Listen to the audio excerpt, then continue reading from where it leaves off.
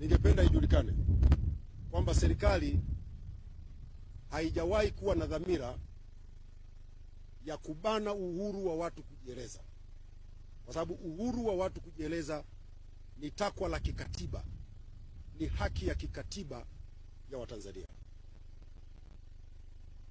Lakini nataka niwakumbushe ndugu zangu wa Tanzania, matumizi ya mitandao kwenye nchi yetu yanadhibitiwa kwa sheria.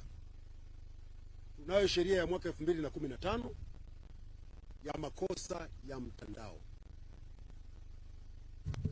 Sheria hii imeainisha mambo mbalimbali ambayo mtu akiyafanya atakuwa ametenda kosa.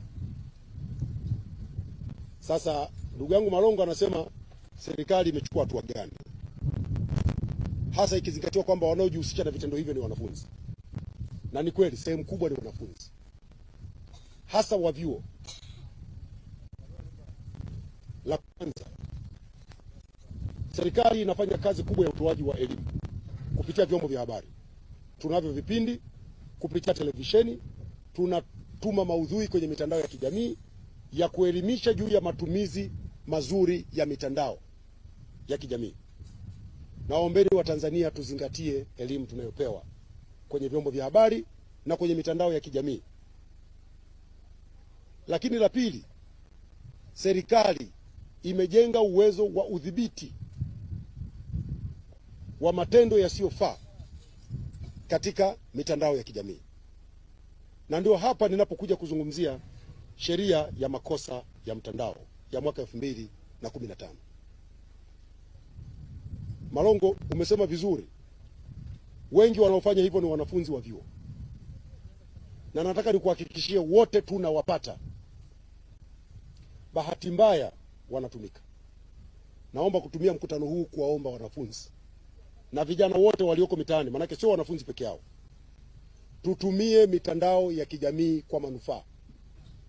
Tutumie mitandao ya kijamii kujifunza, tutumie mitandao ya kijamii kujielimisha, kufanya biashara, kuunganishwa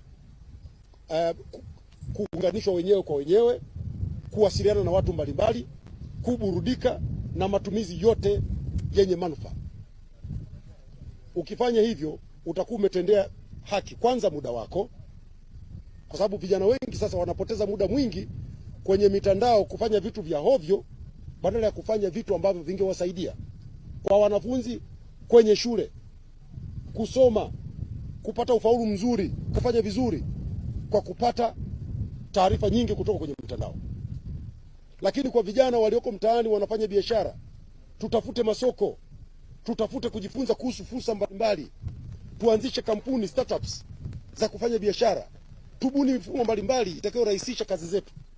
Hiyo ndio faida ya kutumia mitandao vizuri. Ukitumia mitandao vibaya, sheria ipo na mamlaka na vyombo vipo vitakupata.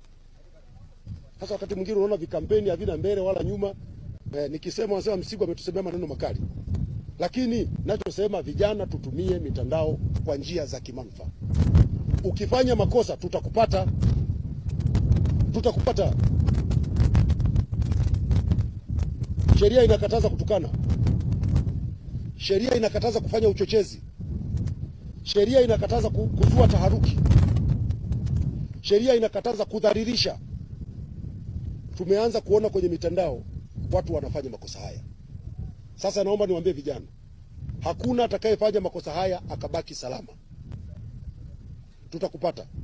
Litakuwa ni swala la muda tu. Hatukukupata leo, tutakupata kesho, tutakupata kesho kutwa, tutakupata wiki ijayo, tutakupata mwakani. Jinai haifi. Na tukiwakamata vijana hawa wengi utasikia nilikuwa sijui. Kwenye sheria kuna msemo wa Kikinga unasema ignorance to law has no defense. Kuto kujua sheria sio kinga. Ukifanya makosa ya mtandao haya niliyosema, uwe unajua uwe hujui, sheria ni msumeno. Tukikupata, kifungu cha 16 kile nafikiri kinasema wazi, umeandika habari za uchochezi, za kuzua taharuki, za kudhalilisha watu, Tukikupata na ukithibitika na mahakama, faini shilingi milioni 5 au zaidi, kifungo cha miaka 3 kisichopungua miaka 3 au vyote kwa ujumla. Ukipatikana, ama utapigwa faini ya shilingi milioni 5 au zaidi, au utafungwa miaka 3 au zaidi, au vyote viwili kwa ujumla.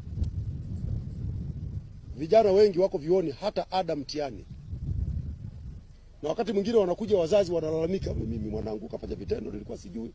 Naomba wazazi, zungumzeni na vijana wenu, wako vioni wakafanye kazi iliyowapeleka vioni. Kazi yao ni kusoma.